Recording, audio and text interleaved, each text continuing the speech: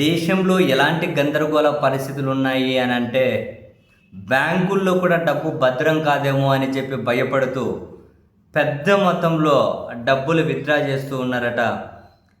April మొదటి 15 రోజుల్లోనే 61,000 కోట్లు బ్యాంకుల నుంచి విత్డ్రా అయ్యాయట. 61,000 కోట్లు. ఇది అసలు డిమానిటైజేషన్ తర్వాత హయ్యెస్ట్ అట.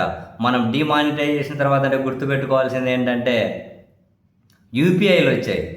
ఎవరు పెద్ద క్యాష్ ట్రాన్సాక్షన్ చేయడం లేదు, అంత స్కానింగ్లే చేస్తూ ఉన్నారు. అంటే క్యాష్ తక్కువ అయినా కూడా ఒక 15 రోజుల్లోనే 61,000 కోట్ల రూపాయలు బ్యాంకుల నుంచి విత్డ్రా చేశారట. ఇదే దాదాపు అంటే మామూలుతో పోల్చుకుంటే మామూలు క్వార్టర్ల క్వార్టర్ రిజల్ట్స్తో క్వార్టర్ డేటాతో పోల్చుకుంటే 14% హైయెస్ట్ అట. 14% అధికం అట. ఇది కారణం ఏం చెబుతున్నారు? ఆర్థిక అనిశ్చితి అంట. రకరకాల చిన్న వాళ్ళ కనుక జిఎస్టీ నోటీసులు ఇచ్చి చిన్న వ్యాపారాలను ఇబ్బంది పెట్టడం ఒక కారణం అంటున్నారు. ఆర్థిక అనిశ్చితి అంటూ ఉన్నారు. ఇంకా హైలైట్ ఏందనుకున్నారు? Reuters, business standards, economic times అన్నిట్లోనే వార్తలు క్యారీ చేసుకుంటూ వచ్చారు. India's cash withdrawal surge 12% in first half of April అని రాయిటర్సు అందరు రాసుకుంటూ వచ్చారు. ఇక్కడ ఇంకా ఇంట్రెస్టింగ్ ఏంటి అంటే ఆ తర్వాత డేటా రిలీజ్ చేయలేదట. ఎందుకో గోప్యత పాటిస్తూ ఉన్నారు, డేటా రిలీజ్ చేయట్లేదు అని చెప్పి అన్ని పత్రికలు రాసుకుంటూ వచ్చాయి. మన తెలుగులో పత్రికలు రాయలేదులేండి. బిజినెస్ పత్రికలు ప్లస్ కొన్ని ఇంటర్నేషనల్ మీడియా కాసింత స్టాండర్డ్స్ ఉన్న వాళ్ళందరూ కూడా రాసుకుంటూ వచ్చారు.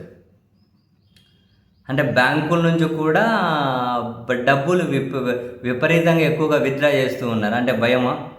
ఒకవేళ బ్యాంకుల నుంచి డబ్బు ఎక్కువగా ప్రజలు ఆందోళన చెంది క్యూ లైన్లు పెట్టి డబ్బులు విత్డ్రా చేశారనుకోండి, అది అన్నిటికీ మించిన పెద్ద కష్టం ఆర్థిక వ్యవస్థకు. ఆ పరిస్థితి ఎప్పటికీ రాకూడదు.